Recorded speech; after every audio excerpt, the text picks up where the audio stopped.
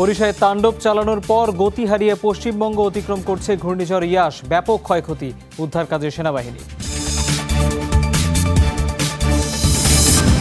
ফিলিস্তিনিদের প্রতি নমনীয় হল যুক্তরাষ্ট্র, শিগগিরই জেরুজালেমে খুলবে কনস্যুলেট, বিপুল অর্থ সহযোগিতার আশ্বাস। মিয়ানমারে ভীতি সঞ্চারী হত্যাকাণ্ডের ভিডিও ছড়ায় সেনাবাহিনী, হিউম্যান রাইটস ওয়াচ ও ক্যালিফোর্নিয়া বিশ্ববিদ্যালয়ের গবেষণা।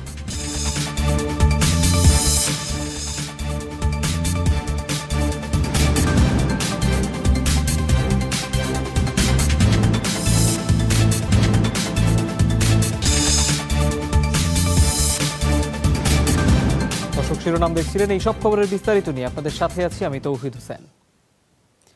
গতি হারিয়ে ভারতের পশ্চিমবঙ্গ উপকূল অতিক্রম করছে ঘূর্ণিঝড় ইয়াস। বর্তমানে ঘন্টায় বাতাসের গতিবেগ সর্বোচ্চ 90 কিলোমিটার। কলকাতায় প্রবেশ করলে টর্নেডোয় পরিণত হওয়ার পূর্বাভাস জারি থাকলেও তেমন কোনো প্রভাব দেখা যায়নি। এরই মধ্যে ঝোড়ো হওয়ার তাণ্ডব চলছে পূর্ব মেদিনীপুর, কলকাতা, হাওড়া, হুগলি ও উত্তর 24 পরগনা সহ উপকূলীয় এলাকায়। স্থানীয় সময়ে সকাল 10টা নাগাদ ঘন্টায় 155 কিলোমিটার বেগে ওড়িশার ভূখণ্ডে আছড়ে পড়ে ঝড়টি। সে সময় ঘূর্ণন বেগ ছিল ঘন্টায় 140 কিলোমিটার। টানা 3 ঘন্টা তাণ্ডব চলে। ইয়াসের প্রভাবে ওড়িশা ও পশ্চিমবঙ্গ উপকূলে সৃষ্টি হয় প্রবল জলোচ্ছ্বাস। বাঁধ ছাপিয়ে পানি ঢুকছে অনেক এলাকায়। ঘূর্ণিঝড়ের ক্ষয়ক্ষতি এড়াতে এলাকাতে নেওয়া হয়েছে ব্যাপক প্রস্তুতি। নিরাপদ আশ্রয়ে রয়েছেন প্রায় 14 লাখ মানুষ। জেরুজালেমে শিগগিরই খোলা হবে নতুন মার্কিন কনস্যুলেট। মূলত ফিলিস্তিনিদের সাথে সরাসরি যোগাযোগ রক্ষার্থেই এই পদক্ষেপ। মঙ্গলবার প্রেসিডেন্ট মাহমুদ আব্বাসের সাথে সাক্ষাতের সময় এই আশ্বাস দেন যুক্তরাষ্ট্রের পররাষ্ট্রমন্ত্রী অ্যান্টনি ব্লিংকেন। তিনি বলেন, মানবিক বিপর্যয় সামলাতে জরুরি ত্রাণ পাবে উপত্যকা, বাড়ানো হবে সার্বিক অর্থ সহযোগিতা। শর্ত একটাই, হামাস যেন কানাকড়িও না পায়। মূলত ইসরায়েল ফিলিস্তিনের মধ্যে হওয়া অস্ত্রবিরতিকে চূড়ান্ত অনুমোদন দিতেই তার 4 দিনের মধ্যপ্রাচ্য সফর। ফিলিস্তিনের উপর টানা 11 দিনের সহিংসতার পর মিশরের মধ্যস্থতায় আসে অস্ত্রবিরতি। কিন্তু মৌখিক ঘোষণাকে দীর্ঘমেয়াদে কার্যকরের লক্ষ্যেই 4 দিনের মধ্যপ্রাচ্য সফর করছেন মার্কিন পররাষ্ট্রমন্ত্রী অ্যান্টনি ব্লিংকেন। প্রেসিডেন্ট মাহমুদ আব্বাসের সাথে বৈঠকে ট্রাম্প শাসন আমলে নেয়া বিতর্কিত সব উদ্যোগ পরিবর্তনের ইঙ্গিত দেন ব্লিংকেন। বলেন, শিগগিরই জেরুজালেমে খোলা হবে নতুন কনস্যুলেট, যা 2019 সালে তেল আবিবে সরিয়ে নেন তৎকালীন মার্কিন প্রেসিডেন্ট। শিগগিরই জেরুজালেমে নতুনভাবে কনস্যুলেট খোলার কাজ শুরু করবে যুক্তরাষ্ট্র। ফিলিস্তিনিদের সাথে সরাসরি যোগাযোগ স্থাপন এবং তাদের সহায়তা পাঠানোর জন্য এটাই জরুরি। এ ব্যাপারে জাতিসংঘ, আন্তর্জাতিক সম্প্রদায়, ফিলিস্তিনি কর্তৃপক্ষ, ইসরায়েলি সরকারের সাথে একযোগে কাজ করব আমরা।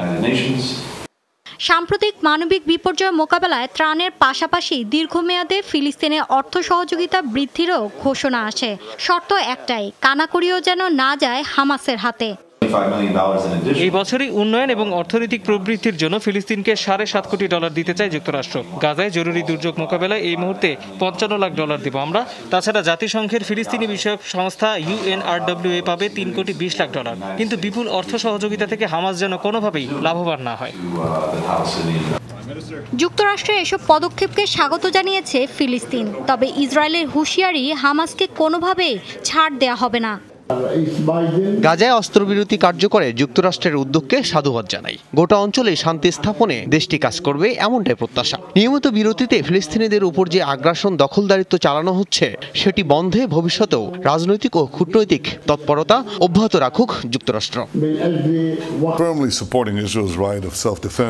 আত্মসুরক্ষায় ইসরায়েলের পাল্টা অভিযানকে সমর্থন জানানোয় বাইডেন প্রশাসনের প্রতি আমরা কৃতজ্ঞ।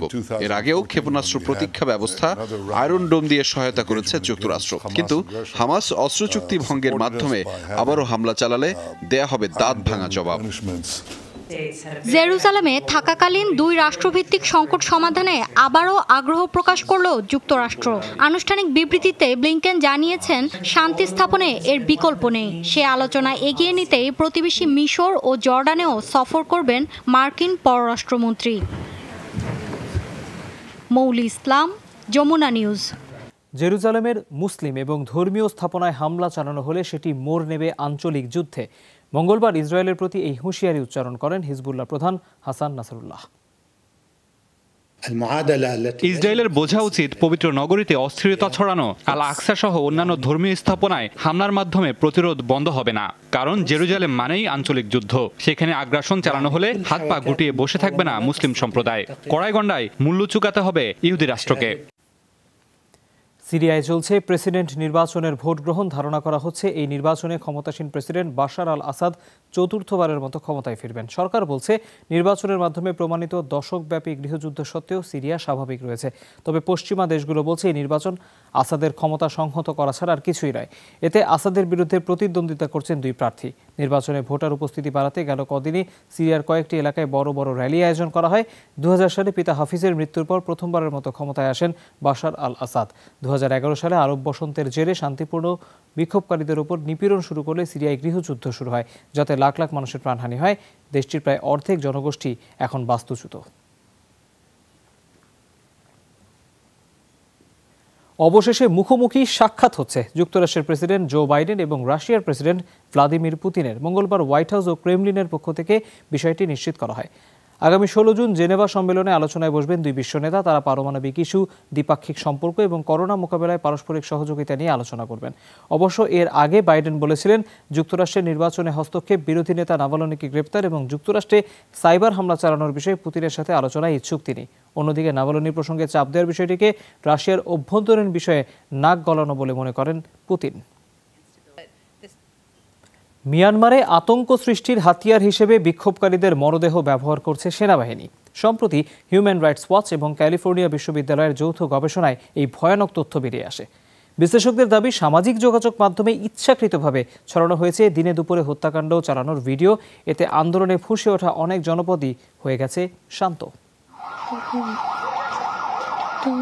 মিয়ানমারের রাস্তায় সেনাবাহিনীর লাশ গোপনের এমন দৃশ্য মার্চ এপ্রিল মাসে বেশ সাড়া ফেলে আন্তর্জাতিক গণমাধ্যমে। মোবাইলের মাধ্যমে ধারণকৃত এসব ভিডিও রাতারাতি ছড়িয়ে পড়ে সামাজিক যোগাযোগ মাধ্যমে। কিন্তু হিউম্যান রাইটস ওয়াচ এবং ক্যালিফোর্নিয়া বিশ্ববিদ্যালয়ের মানবাধিকার বিষয়ক সেন্টারের চালানো এক গবেষণায় উঠে আসে চমকপ্রদ তথ্য। গবেষকদের দাবি, জনগণের মনে ভয় ধরিয়ে দিতেই সরকারের উদ্দেশ্য প্রণোদিত এ পদক্ষেপ। দিনে দুপুরে এভাবে হত্যা আর মরদেহ সরানোর দৃশ্য দেখে প্রথমে খটকা লেগেছিল। সাধারণত রাতের আধারে এসব অপকর্ম সারে সেনাবাহিনী, কিন্তু মিয়ানমার জান্তা বাসিন্দাদের মধ্যে অস্থিরতা, অনিশ্চয়তা এবং ইচ্ছাকৃত দুশ্চিন্তা ছড়ানোর উদ্দেশ্যেই কাজটি করেছে। সেনা সদস্যদের চিহ্নিত করতে পারলে অবশ্যই মানবতা বিরোধী অপরাধে তারা বিচারের মুখোমুখি হবেন। নাটকীয়ভাবে সাজানো এমন 130টি ঘটনার উদাহরণ সামনে আনেন গবেষকরা। প্রায় 2000-এর মতো টুইট বিশ্লেষণ করে দুটি দল। বলেন, টুইটারের মতো সামাজিক যোগাযোগ মাধ্যমগুলোকে ব্যবহার করেছে জান্তা। সহিংসতা চলাকালে বহু মানুষের অ্যাকাউন্টে শেয়ার হয়েছে টুইটগুলো। তাই কখন কে কিভাবে সেগুলো পোস্ট করেছে সেসব নির্ধারণ করাই ছিল বড় চ্যালেঞ্জ। সেক্ষেত্রে আমরা satellite image, Google Earth pro এবং গুগল ম্যাপের সহযোগিতা নিয়েছি। ভিডিওর সাথে মেলানো হয়েছে জায়গাগুলোর অবস্থান। গেল 2 মাসে আমরা 2 থেকে 3000 টুইট সংগ্রহ করেছি। সেগুলো পুঙ্খানুপুঙ্খ বিশ্লেষণ করাই ছিল কষ্টসাধ্য। এর মধ্যে উল্লেখযোগ্য ছিল কাঠমিস্ত্রি ইয়ো মিন লাতের হত্যাকাণ্ডটি। নাটকীয়ভাবে তার মোটরসাইকেলটি ব্যবহার করেছে সেনারা, যা বিভিন্ন পোস্ট আর ছবিতে স্পষ্ট। চলতি বছরের ফেব্রুয়ারি মাসে অভ্যুত্থানের মাধ্যমে মিয়ানমারের নিয়ন্ত্রণ নেয় সামরিক বাহিনী। মানবাধিকার সংগঠনগুলোর দাবি, এখন পর্যন্ত 8 শতাধিক মানুষ প্রাণ হারিয়েছেন জান্তা আগ্রাসনে। মৌলি ইসলাম, যমুনা নিউজ। ইইউর পর বেলারুশের ওপর নিষেধাজ্ঞা দিতে যাচ্ছে যুক্তরাষ্ট্র। প্রতারণা করে বিমান অবতরণের ঘটনায় দেশটির বিরুদ্ধে পদক্ষেপ নেওয়ার প্রক্রিয়া চলছে, জানান প্রেসিডেন্ট জো বাইডেন। এই ঘটনায় সম্পৃক্ততার অভিযোগ উড়িয়ে দিয়েছে রাশিয়া। সাংবাদিক রোমান প্রোতোসেভিচকে কারাগারে পাঠিয়েছেন বেলারুশের আদালত। সাংবাদিক রোমান প্রোতোসেভিচের সাথে কারাগারে পাঠানো হয়েছে তার রুশ বান্ধবী সোফিয়াকেও। অপরাধ স্বীকার করে রোমানের ভিডিও প্রকাশের পর এবার সোফিয়ার ভিডিও প্রকাশ করেছে বেলারুশের সরকারপন্থী চ্যানেল, যেখানে নিজের অপরাধের বর্ণনা দিতে দেখা যায় তাকে। চাপে ফেলে এই ভিডিও তৈরি করা বলে দাবি সোফিয়ার পরিবারের। রোমানের উপর নির্যাতন হয়েছে দাবি করে ক্ষোভ জানিয়েছেন বেলারুশের বিরোধী দলীয় নেত্রী। আইনজীবীদের সোফিয়ার সাথে দেখা করতে দেয়া হচ্ছে না। সন্দেহ নেই রোমানের ওপর নির্যাতন চলছে। তার ভিডিও দেখলেই সেটা বোঝা যায়। রাজনৈতিক বন্দীদের মতো আচরণ করা হচ্ছে তার সাথে, অথচ সে রাজনীতির সাথে জড়িতই নয়। আটকের পর ক্রমাগত হুমকি দেওয়া হচ্ছে বলে অভিযোগ রোমানের সহকর্মীদের। আমরা শত শত হুমকি পাচ্ছি, গুলি করে মেরে ফেলা হবে, অফিসে বোমা মারা হবে, বেলারুশে কোনোদিন প্রবেশ করতে পারবো না, এমন আরো অনেক কিছু। গত আগস্ট থেকে এসব চলছে। গত 2-3 দিনে সেটা আরো বেড়েছে। আমাদের উগ্রপন্থী সন্ত্রাসী তকমা দেওয়া হচ্ছে। বিমান ঘুরিয়ে রোমানকে পাকড়াওয়ের ঘটনায় বেলারুশের উপর নতুন নিষেধাজ্ঞা দিচ্ছে যুক্তরাষ্ট্র। নিষেধাজ্ঞা জারির প্রক্রিয়া চলছে। সবকিছু চূড়ান্ত না হওয়া পর্যন্ত বিস্তারিত বলতে চায় না। বিমান নিয়ে প্রতারণার ঘটনায় রাশিয়া জড়িত থাকতে পারে বলে সন্দেহ যুক্তরাজ্যের, তবে সে অভিযোগ উড়িয়ে দিয়েছে মস্কো। দুর্ভাগ্যজনকভাবে রাজনৈতিক কারণে দোষারোপ চলে, যা একেবারেই অযৌক্তিক। আমরা রুশ নাগরিক সোফিয়ার মুক্তির বিষয়ে যোগাযোগ করছি। আশা করছি দ্রুতই ছাড়া পাবেন তিনি। বোমা আছে এমন মিথ্যা তথ্য দিয়ে রোববার লিথুয়ানিয়াগামী বিমানকে মিনস্কে অবতরণে বাধ্য করে বেলারুশ। এর জেরে দেশটির ওপর নিষেধাজ্ঞা দিয়েছে ইউভুক্ত দেশের আকাশে উঠতে পারবে না বেলারুশের বিমান। একইভাবে ইউর বিমানও ঘেঁষবে না দেশটির আকাশসীমায়। বাধ্য হয়ে 31 মে পর্যন্ত প্যারিস ও লন্ডনের সব ফ্লাইট বাতিল করেছে বেলারুশের রাষ্ট্রীয় বিমান সংস্থা Belavia. Dorothy Tasrin, Jamuna news. ভারতে 40 দিনের মধ্যে প্রথমবার 2 লাখের নিচে নামল করোনায় দৈনিক শনাক্তের সংখ্যা। মঙ্গলবার 1,96,000-এর বেশি মানুষ করোনা পজিটিভ হয়েছেন। 24 ঘন্টায় প্রাণহানি 3,500-এর বেশি, মোট মৃত্যু ছাড়িয়েছে 3,11,000। দেশটিতে করোনা পজিটিভ 26 লাখ মানুষ। সক্রিয় সংক্রমণের দিক থেকে শীর্ষে কর্ণাটক। এই মুহূর্তে রাজ্যটিতে করোনা রোগীর সংখ্যা 4.5 লাখের উপরে। পরের অবস্থানে থাকা মহারাষ্ট্রে করোনা পজিটিভের সংখ্যা এখন 3,30,000। বিশ্বের সক্রিয় করোনা রোগীদের 17% বেশি এখন ভারতের। মোট মৃত্যুর দিক থেকেও বিশ্বের প্রতি 12 জনের মধ্যে একজন ভারতীয় নাগরিক।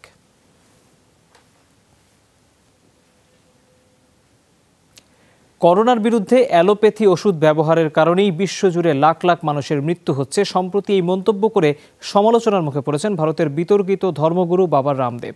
তার বিরুদ্ধে আইনি নোটিশ পাঠিয়েছে ইন্ডিয়ান মেডিকেল অ্যাসোসিয়েশন। যোগগুরু হিসেবে যতটা না আলোচনায় থেকেছেন, বিতর্কিত কর্মকাণ্ডে তার চেয়ে বেশি সমালোচিত বাবা রামদেব। ऐसे त्राटक करने से आंखों की खोई हुई दृष्टि वापस लौट आती है।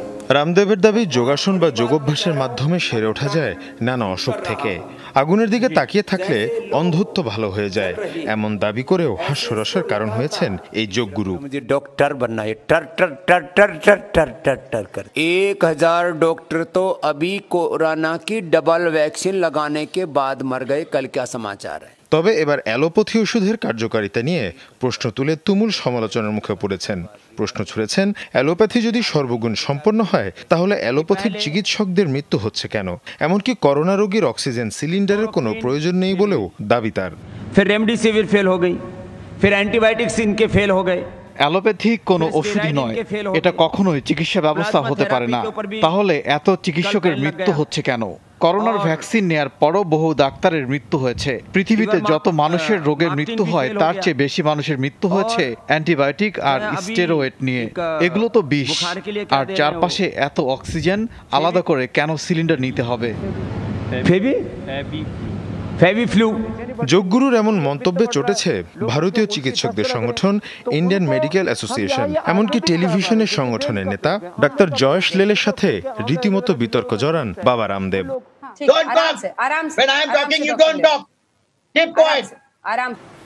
आप मेरे ऊपर ऑफिसर लगे हैं, आप धमकाने वाले कौन होते हैं? मुझे IMA का कोई अधिकारी होने से आप मेरे ऊपर कोई आप जोर जबरदस्ती नहीं कर सकते। এদিকে বিতর্কিত মন্তব্যের জেরে বাবা রামদেবকে আইনি নোটিশ পাঠিয়েছে IMA। যে ভাষায় উনি চিকিৎসকদের তুচ্ছতাচ্ছিল্য করছেন, বিজ্ঞানীদের হেয় করছেন, তাতে আমি বিস্মিত হয়েছি। এই লোকটা মূর্খ ছাড়া আর কিছুই নয়। করোনা সংকটে উনি উদ্যোগ নিয়েছেন, কয়টা হাসপাতাল উনি তৈরি করেছেন। অ্যালোপ্যাথি নিয়ে মন্তব্য করার উনি কে? রামদেব কি ডাক্তার? এর আগে বাবা রামদেবের প্রতিষ্ঠান পতঞ্জলির পক্ষ থেকে দাবি করা হয় করোনার চিকিৎসায় শতভাগ কার্যকর করোনিল নামক ওষুধ আবিষ্কারের, যদিও বিশ্ব স্বাস্থ্য সংস্থা এর কোনো স্বীকৃতি দেয়নি। और कोरोना खाने के बाद और ये अणु तेल 3 से 5 बूंद नाक में डाले ना। মীর মুশফিকা হাসান, যমুনা নিউজ। সামরিক অভ্যুত্থানের মাধ্যমে মালির নিয়ন্ত্রণ নিলেন ভাইস প্রেসিডেন্ট কর্নেল অসীমি গোয়েতা। মঙ্গলবার রাষ্ট্রীয় টেলিভিশনে এই তথ্য নিশ্চিত করা হয়। দায়িত্ব পালনে ব্যর্থতার দায়ে অন্তর্বর্তী প্রেসিডেন্ট ও প্রধানমন্ত্রীকে সোমবার গ্রেফতার করে সামরিক বাহিনী। অভিযোগ, নতুন সরকার গঠন করতে পারেননি তারা। অসীমির সাফাই, গণতন্ত্র রক্ষায় অভ্যুত্থান ঘটাতে তিনি বাধ্য হয়েছেন। পরিকল্পনা মোতাবেক আগামী বছরই নির্বাচন হবে। এদিকে অবিলম্বে নির্বাচিত সরকারের কাছে ক্ষমতা হস্তান্তরের দাবি জানিয়েছেন বিক্ষোভকারীরা। নিন্দায় মুখর জাতিসংঘ, আফ্রিকান ইউনিয়ন এবং ইউরোপিয়ান ইউনিয়ন। ইরানের আসন্ন প্রেসিডেন্ট নির্বাচনে লড়তে পারছেন না সাবেক রাষ্ট্রপ্রধান এবং জনপ্রিয় রাজনীতিক মাহমুদ আহমেদিনেজাদ। মঙ্গলবার চূড়ান্ত তালিকা প্রকাশিত হয়, যাতে 7 প্রার্থীকে দেওয়া হয়েছে নির্বাচনের অনুমতি, যার অন্যতম বিচার বিভাগীয় প্রধান ইব্রাহিম রইসি। তিনি দেশটির সর্বোচ্চ ধর্মীয় নেতা আয়াতুল্লাহ আল খামেনির ঘনিষ্ঠ মিত্র। ধারণা করা হচ্ছে 18 জুনের নির্বাচনে সংখ্যাগরিষ্ঠতা পাবেন তিনি। যুক্তরাষ্ট্রের সাথে নিষেধাজ্ঞা সংশ্লিষ্ট অর্থনৈতিক টানাপোড়েন এবং পরমাণু কর্মসূচি হবে মূল চ্যালেঞ্জ। নির্বাচনের জন্য নিবন্ধন করেছিলেন 600 প্রার্থী, যাদের মধ্য থেকে যাচাই বাছাই শেষে 40 জন প্রাথমিক তালিকায় স্থান পান।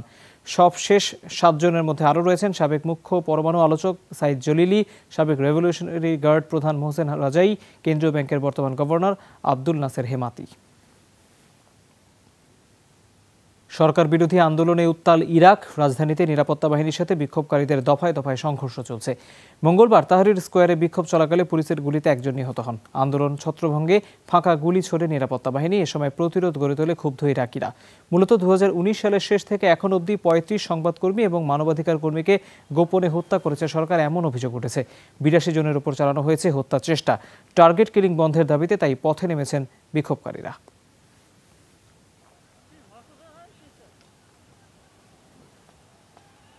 শ্রীলঙ্কার কলম্বো উপকূলে 4 দিন ধরে জ্বলছে একটি কন্টেইনারবাহী জাহাজ। আগুন নিয়ন্ত্রণে আনতে আরও জোরালো করা হয়েছে অভিযান। গত শুক্রবার নোঙ্গর করা অবস্থায় সিঙ্গাপুরের এমভি এক্সপ্রেস পার্ল নামের জাহাজের একটি কন্টেইনারে বিস্ফোরণ হয়। 2 দিনের মধ্যে আগুন ছড়িয়ে পড়ে গোটা জাহাজে। উদ্ধার করা হয় সব নাবিককে। দগ্ধ হয়েছেন 2 জন। সিঙ্গাপুরের পতাকাবাহী জাহাজটিতে প্রায় 1,500 কন্টেইনারে 25 টন নাইট্রিক অ্যাসিড সহ বিভিন্ন ধরনের রাসায়নিক পদার্থ ছিল। হেলিকপ্টার থেকে কেমিক্যাল পাউডার ব্যবহার করে আগুন নিয়ন্ত্রণের চেষ্টা করা হয়।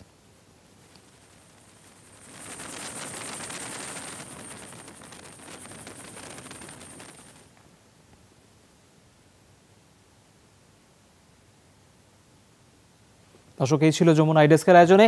এতক্ষণ যারা সাথে ছিলেন তাদের সবাইকে অনেক ধন্যবাদ।